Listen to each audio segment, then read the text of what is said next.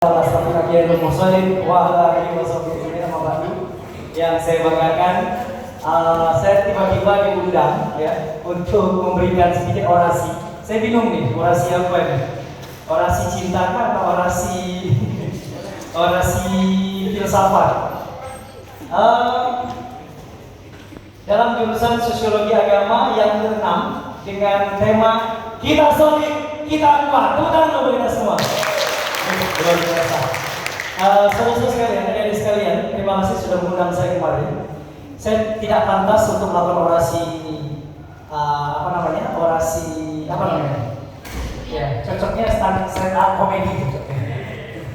Baik, yang saya banggakan Jerry, situ ada sahabat saya juga, ada Julfata. Selamat, tulisannya sering dipublish di Strapi. Kemudian pertanyaan buat kalian yang lain, kapan nyusul Julfata? Nyusul menulis, bukan menyusul dulu, tidak. Menulisnya kapan? Oke. Adik-adik sekalian, saya ingin memulai dengan satu pernyataan bahwa Aceh hari ini mengalami sebuah kebuntuan berpikir, sebuah stagnasi intelektual, sebuah istilah yang kita kenal dengan kehilangan para cendekiawan yang kian hari kian mengalami pragmatisme keadaan. Aceh jaya di masa lalu ketika melahirkan berbagai tokoh-tokoh pemikir, bukan pembuat. Aceh di masa lalu melahirkan para tokoh-tokoh filsafat, bukan tokoh pembuli. Aceh di masa lalu melahirkan tokoh-tokoh pemberi solusi, bukan pencaci maki. Tapi hari ini kita mengalami sebuah dekadensi intelektual, mengalami sebuah titik akhir yang sangat pragmatis, di mana Aceh menuju sebuah titik yang disebut kegalauan intelektual. Maksudnya apa? Maksudnya adalah berbagai karya-karya intelektual di Aceh hari ini masih berbanding rendah dengan karya-karya intelektual yang ada di luar sana. Dulu kita bersaing dengan Malaysia. Bagaimana seorang intelektual Melayu, saya lupa namanya, dia telah pernah menulis disertasinya tentang Hamzah Mansuri, Said Alatas.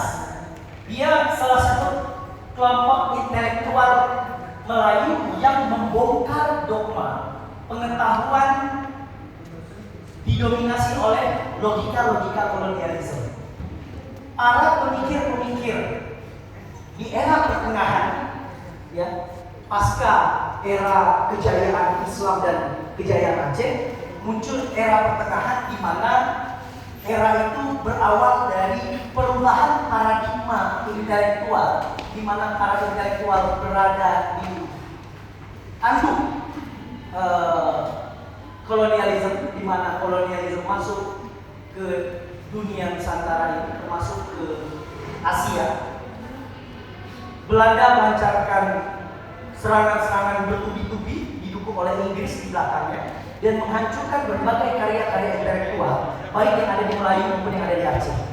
Tokoh-tokoh Aceh mengalami overgrade terhadap karya-karya yang mampu menerjemahkan filosof-filosof yang ada di Barat, seperti pemikirannya Plato, pemikirannya Aristoteles, pemikirannya Socrates, dan pemikir Muslim lainnya yang dibawa sampai ke negeri Nusantara, dan itu berawal dari Aceh. Nah, Said Alatas membongkar mitos bahwa ketika kolonialisme berlangsung, pemikiran-pemikiran intelektual Muslim itu digeser dengan pola-pola sekulerisme, pola-pola individualisme, pola-pola kapitalisme yang dibawa oleh para kolonialisme. Kolonialisme itu kita kenal dengan Perang Belanda dari 1873 sampai dengan 1911. Itu di Aceh. Dilanjutkan 1911 sampai 76. 76 dilanjutkan sampai 2005. Tapi fase sebelumnya, Aceh sudah mengalami fase sebelum 1873 ketika Utsmani Turki itu mengalami kegoncangan dan penurunan peradaban karena perpecahan negara-negara Utsmani Turki yang dipecah oleh Inggris pada saat itu. Akhirnya Turki menjadi satu negara bersendiri, Saudi Arabia menjadi sebuah negara sendiri, dan negara-negara di bawah jajahan, di bawah kekuasaan Islam Utsmani Turki akhirnya menjadi negara-negara baru pada saat itu. Nah, Utsmani Turki melemah, Barat mudah menjatuhkan peradaban Islam. 1924 berubah rezim dari rezim Islam Utsmani, muncul seorang tokoh sekuler yang ada di Turki. Siapa namanya? Siapa? Kemal Atatürk.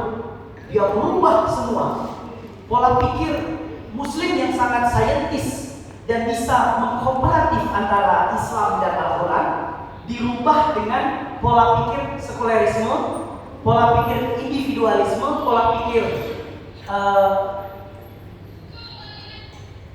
Westernisme. Jadi terjadilah perubahan di dunia Islam, sehingga literatur kita lebih orientasinya adalah yang disebut dengan Orientalism. Orientalism itu apa? Orang Barat mempelajari Islam, dia menulis buku karya-karya tentang Islam dan diterjemahkan ke dalam bahasa-bahasa negara-negara Islam Nusantara, baca dan dikuasai, bahkan dijadikan infiltrasi diri oleh beberapa tokoh-tokoh penganut paham-paham itu, sehingga terus berkembang sampai ratusan tahun. Nah, sekarang kita muncul di era kekritisan, di mana kita mempertanyakan ketika Barat memahami Timur disebut dengan Orientalism, ketika orang-orang Muslim intelektual bangkit dan mempelajari Barat disebut dengan Occidentalism. Nah, para Occidentalism ini akhirnya menemukan sebuah kontradiktif pemikiran yang dimana ternyata anak-anak muda intelektual Muslim hari ini tercecoki dengan pemikiran-pemikiran yang menjadi dogma-dogma kolonialisme yang terbawa sampai era generasi milenial hari ini.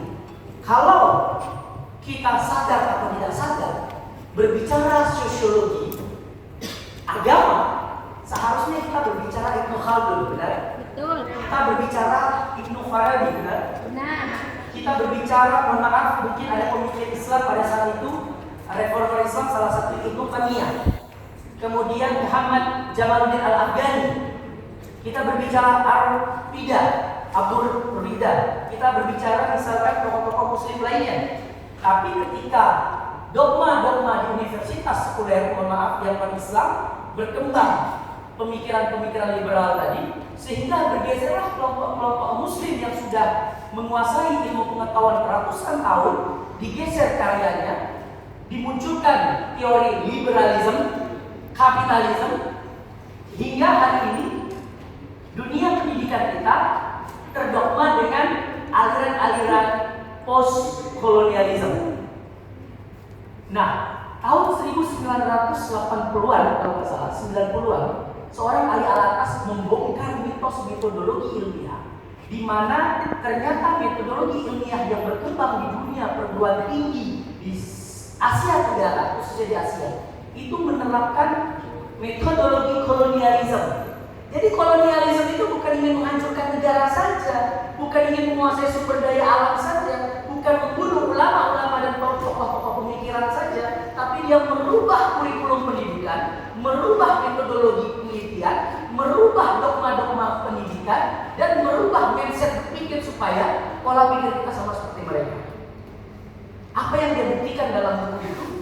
Dia katakan bahwa tidak fair ketika kita berbicara sejarah, tapi kita hanya menjadi juru bicara para kolonialisme yang telah menghancurkan Islam.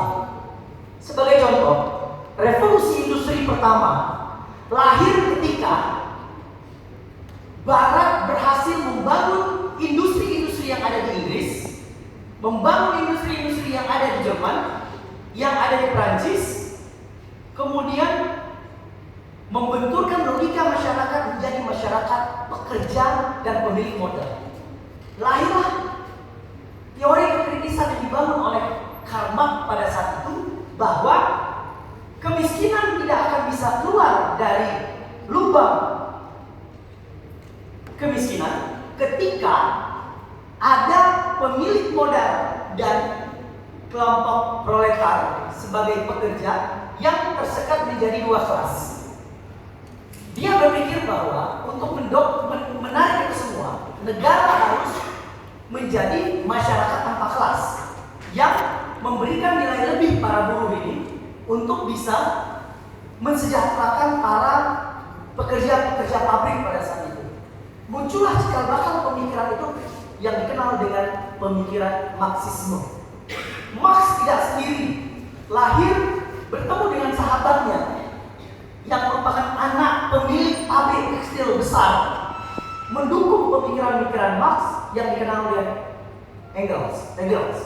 Pernah dengar? Akhirnya dia mencetuskan sebuah gerakan pemikiran di Eropa bahwa perlawanan kaum miskin, kaum buruh, kaum pekerja harus berani melawan negara yang mencoba menarik upah, value added, nilai lebih mereka bekerja demi mengeksploitasi tenaga kerja manusia untuk kepentingan negara. Muncullah teori yang dikenal dengan teori kritis yang pemikiran ini dibaca oleh Eropa sampai ke Prancis, diterjemahkan oleh para tokoh-tokoh intelektual Eropa baru, sehingga terjadilah pergolakan kaum kiri di era pertama, melakukan perlawanan dan merontokkan diktator-diktator para pemilik modal. Sistem-sistem yang monarki dibangun oleh kerajaan dihancurkan dengan pola berpikir kritis tadi. Raja-raja yang berkuasa dengan sistem monarki dihancurkan oleh para rakyat-rakyat miskin dengan revolusi yang dibangun, konsep revolusi yang akhirnya menggeser para kelompok status sosial dari rakyat miskin menjadi pemilik state. Konsep itu terus berkembang di Eropa, sementara di Amerika itu berkembang cikal bakal individualisme. Di dalam ilmu pengetahuan kita pernah mengenal yang disebut dengan seorang Charles Darwin, yang menemukan bahwa manusia dilahirkan dan berevolusi dari seekor. Nah, itu yang ngomong kera berarti dia keturunan gitu. Iya, dari kera. Bahwa manusia ini merupakan evolusi dari binatang yang disebut dengan kera. Jadi kita ini adalah menurut Darwinisme, menurut Darwin lainnya, gitu. Ada yang namanya Darwin di sini? Oh iya, mudah-mudahan ada keturunan Darwin di sini. Yang dikatakan bahwa kita ini adalah keturunan dari binatang monyet, binatang kera yang modern. Itu membantah argumentasi kelompok pemikir Islam yang berjaya dari masa Rasulullah, dilanjutkan Khulafaur Rasyidin, dilanjutkan dengan masa Umayyah, dilanjutkan dengan masa Abbasiyah, dilanjutkan dengan masa Utsmaniyah Turki. 1200 tahun dogma dalam pemikiran intelektual Islam bahwa manusia diciptakan oleh segumpal darah nutfah yang berasal dari Nabi Adam.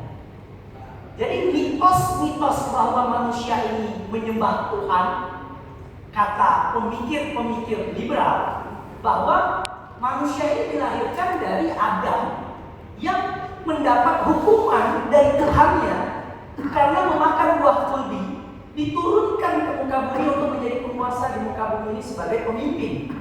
Sehingga logika barat tidak bisa menerima bahwa kita ini adalah makhluk di surga yang melakukan kesalahan akibat seorang wanita dan dikutuk sama Tuhan menurut mereka, dijatuhkan ke muka bumi, keplok, jatuh, pernah nonton Terminator dengan telanjang dan sebagainya,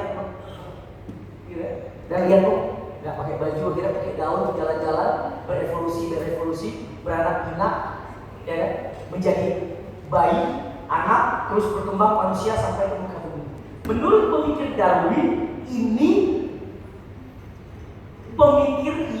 pemikiran yang sangat tidak bisa dibuktikan oleh ilmiah.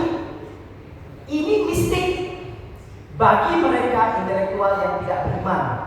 Muncullah pemikiran Darwin yang diikuti oleh generasi Darwinisme lainnya yang disebut dengan ternyata kita ini lahir karena kita sendiri berevolusi dengan makhluk yang katanya sebelum kera itu ada makhluk yang sangat kecil di muka bumi ini yang disebut dengan sel dan sebagainya, berubah menjadi makhluk berevolusi ratusan ribuan tahun sampai ratusan ribu tahun sampai berubah menjadi kera akhirnya menjadi manusia era zaman, kemudian berubah lagi kera modern, berubah lagi manusia era prasejarah, kemudian berubah jadi manusia modern, berubah menjadi manusia yang berakal.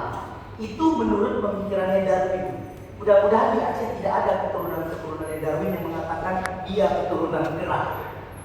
Ada? Ya. Ada, siapa bilang? Gak salah, itu mungkin keturunan kera. Off the record.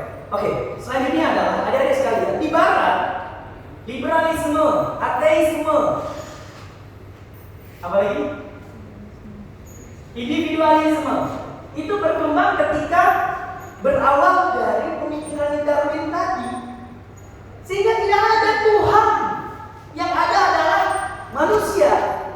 Dan ini berkembang sampai sekarang. Kalau kalian ikut training leadership yang mengatakan bahwa pusat keberhasilan kita berada di pikiran kita, itu masih menggunakan teori liberalisme dan teori individualisme. Dia tidak perlu ada intervensi Tuhan. Beda dengan konteks Islam bahwa kita hidup di bumi, lahir, sukses, kematian, pertemuan itu karena Allah.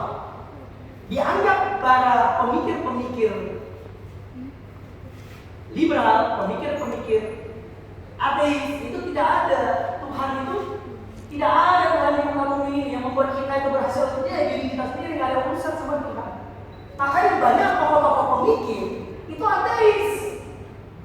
Ciri-ciri orang ateis dia individual. Dia tidak ada hak nominal, dia beribadah kepada Tuhan, tidak ada. Karena itu membantah para pemikir-pemikir Islam sebelumnya yang berasal dari sumber Al-Quran tadi. Nah, sehingga pemikiran barat ini terus berkembang dan dia memiliki kekuatan politik, memiliki kekuasaan. Dia rubah sistem ekonomi yang Islam dulu menggunakan emas, dirubah menggunakan kertas, dia logika. Gak mungkin barat bisa bangkit dengan revolusi industri pertama. Kenapa? Karena kita hanya punya pabrik, sementara peradaban muslim sudah berkembang sampai ke seluruh dunia, 2/3 dunia. Salah satunya rubah ekonomi, jangan lagi pakai ekonomi emas, rubah yang disebut dengan uang kertas. Ya, potonglah kayu-kayu di sana, diolah menjadi sebuah paper, ditemukan kertas dan itu diolah menjadi mata uang pertama. Ingat, revolusi industri pertama bangkit, membunuh 2.000 para syuhada yang dilakukan oleh Nasr. Lahirlah revolusi industri pertama. Berlanjut ke revolusi kedua, revolusi ketiga, revolusi keempat hari ini. Maka kita kadang-kadang ketika berbicara revolusi industri, nggak sadar kita sedang mengkampanyekan para produk-produk kapitalisme. Sementara di Cina juga berkembang pemikiran yang disebut dengan pemikiran manusia mencari jati diri sebagai Tuhan. Kita berbicara sosiologi agama. Ada nggak di mata kuliah sebelumnya? Ada ya? Sementara di sebelah Cina itu juga berkembang mencari siapa Tuhan mereka sebenarnya. Muncullah yang disebut dengan Confucius. Mereka tidak bicara agama, mereka berbicara etika, mereka berbicara perilaku. Makanya dikenal dengan Confucianisme. Mereka bertemu matahari, itulah Tuhan mereka. Di Jepang berkembang aliran itu. Saya sudah pulang dari Cina sebulan yang lalu. Ternyata Cina awal berkembangnya Maoisme. Maoisme itu adalah kapitalis Marxisme tambah Leninisme menjadi sama dengan komunisme. Maoisme adalah komunisme ditambah Mao sama dengan Maoisme. Maoisme itu adalah kalau komunisme itu adalah buruh sebagai penggerak revolusi, kalau Maoisme petani sebagai penggerak revolusi. Itu beda ya. Karena di Cina tidak ada pabrik, yang ada sawah-sawah petani-petani miskin. Nah, mereka berpikir bahwa tidak perlu ada Tuhan untuk membangun sebuah negara. Nah, akhirnya berkembang pemikiran komunis yang menganggap bahwa agama itu sebagai candu yang dikatakan oleh pemikiran-pemikiran komunisme, pemikiran Marx. Jadi untuk apa kita sedang berpikir terhadap negara, habis waktu harus beribadah, sedang memikirkan rakyat mikir, habis waktu untuk ibadah dan sebagainya. Sehingga agama itu dianggap candu. Kita hanya menghabiskan waktu kita hanya untuk beribadah, dan kita lupa sebagai makhluk sosial. Itu pola berpikirnya Marxisme dan sebagainya. Dan Maoisme berkembang di sana, tidak mengakui ada Tuhan, tidak mengakui ada Tuhan, tidak ada agama. Agama itu perilaku kita. Makanya di sana itu Cina terus berkembang. Kalau bicara sama negara-negara Cina, mereka negara yang tidak bertuhan. Nah, tiga peradaban besar ini, Barat dengan Eropanya, Timur dengan Cinanya, Islam di tengah-tengah, Turki dan sebagainya, itu berkembang dengan masa yang berbeda-beda. Ketika peradaban Islam bangkit, di Barat dikenal dengan masa ke-8, peradaban The Dark Age. Ketika Barat mengalami kebangkitan, Islam mengalami penurunan. Makanya sekarang secara Masehi Barat tahun berapa? 2019. Baru dunia ini berusia 2019 tahun Masehi. Islam dikenal dengan tahun Hijriah, baru tahun 1442 tahun, lebih muda. Karena apa? Ketika Rasulullah membangun kerajaan membangun Islam, hijrah pertama kali dihitung sebagai tahun Hijriah. Islam berada di antara dua bangsa besar, peradaban besar, yaitu Romawi dan Persia. Romawi sudah terkenal dari tahun sebelum Masehi sampai dengan Masehi, tahun 2019. Nah, Cina ternyata punya usia lebih panjang lagi. Berapa tahun Cina sekarang? 2500 sekian. Artinya apa? Ternyata masyarakat di dunia itu terus berevolusi dan berevolusi. Barat berevolusi dengan revolusi industri 4-nya, Cina berevolusi dengan dinastinya dari dinasti Ming, Han, Ming dan sebagainya, sampai hari ini mereka berkampanye yang disebut dengan jalur sutra. Islam juga berevolusi mulai dari masa Rasulullah, Khulafaur Rasyidin, Khalifah pertama Umayyah, Abbasiyah, Utsmani Turki, dinasti sampai dengan hari ini. Pertanyaannya, di mana posisi pemikir dan intelektual yang menerapkan sosiologi agama dalam konteks Islam? Karena apa?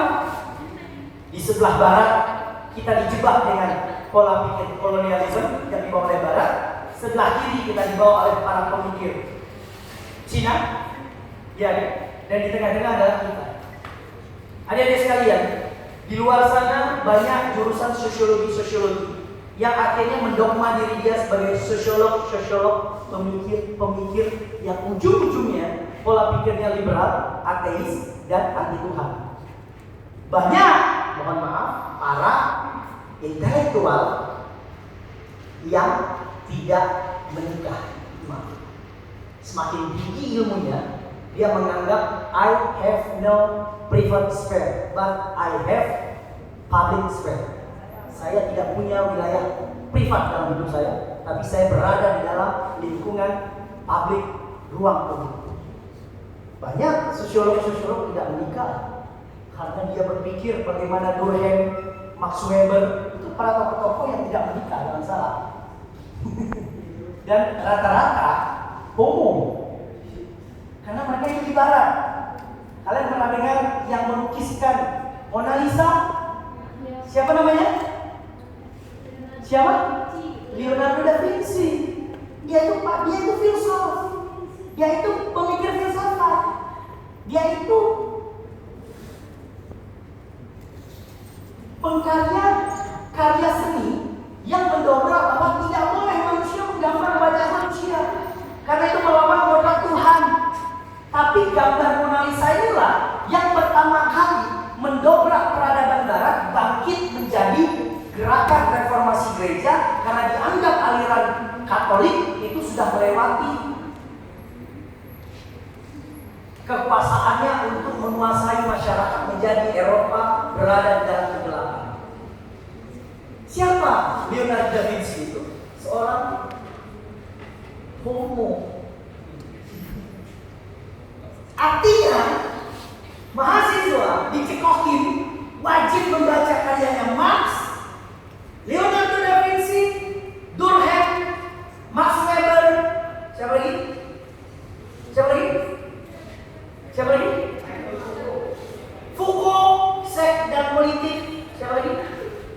Bukunya Foucault itu terkenal dengan seks dan politik, bahwa semakin tinggi kekuasaan maka tingkat seksual kita juga tinggi. Hah? Siapa lagi?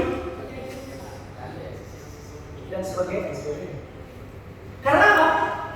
Karena semakin tinggi dia berpikir, maka semakin tinggi derajat manusianya terhadap keilmuan yang dia kuasai, sehingga dia tidak berada di dalam dogma budaya lagi.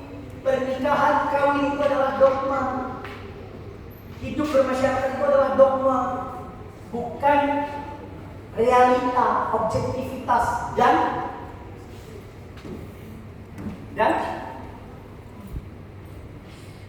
relasi. Itu aja sekarang. Jadi ini semuanya tentang sosiologi agama. Ya. Saya ingin mengajak kalian, adik-adik sekalian, carilah literatur pemikir Muslim yang dihilangkan oleh para kolonial yang hari ini dicekoki dalam pikiran kita, ya, di mana seorang Said Alatas membongkar bahwa metodologi ilmiah dan pengetahuan hari ini, teori deduksi menjadi induksi, teori induksi menjadi deduksi, adalah bagian dogma. Kolonialisme membuat kita hari ini sempit berpikirnya, berbeda dengan konteks pemikir-pemikir Islam di akhir masa kebangkitan Islam di masa lalu. Saya memiliki ekspektasi kepada kalian, bacalah buku dari masa Rasulullah, dari para pemikir-pemikir yang hari ini dia berpikir filosof, karena syarat menjadi pemikir di masa kejayaan Islam, terlepas dia menghafal Al-Quran, dia bisa mentafsirkan Al-Quran, dia juga seorang filosof dan dia juga seorang sosiolog. Karena apa? Sosiolog agama adalah hablum minallah, hablum minan nas. Tidak bisa kita minan nas tanpa minallah. Tidak bisa kita minallah tanpa minan nas. Dia tunduk dan patuh kepada Allah, sholat beribadah, tapi dengan masyarakatnya dia tidak peduli. Dia begitu aware bagaimana mengeluarkan masyarakat dari kemiskinan. Dia ciptakan teori kemiskinan, tapi dia tidak sadar bahwa Tuhan itu ternyata ada. Oleh karena itu, sosiologi agama adalah kompilasi intelektual modern yang mencoba membetulkan dan mengembalikan revitalisasi intelektual ilmu pengetahuan yang dibaca oleh para pemikir liberal dan ateis yang menggeser peran agama dan eksistensi Tuhan di dalam berkembangnya ilmu pengetahuan. Selamat bergabung di sosiologi agama. Jadilah kalian para pemikir cendekiawan dan filosof serta sosiolog intelek yang tidak meninggalkan Al-Quran sebagai sumber segala sumber ilmu pengetahuan dan intelektualitas manusia. Terima kasih. Salam mahasiswa. Wassalamualaikum warahmatullahi wabarakatuh. Hidup mahasiswa. Hidup pendidikan ini. Hidup sosiologi agama. Hidup rakyat Aceh. Hidup mahasiswa. Wassalamualaikum warahmatullahi wabarakatuh.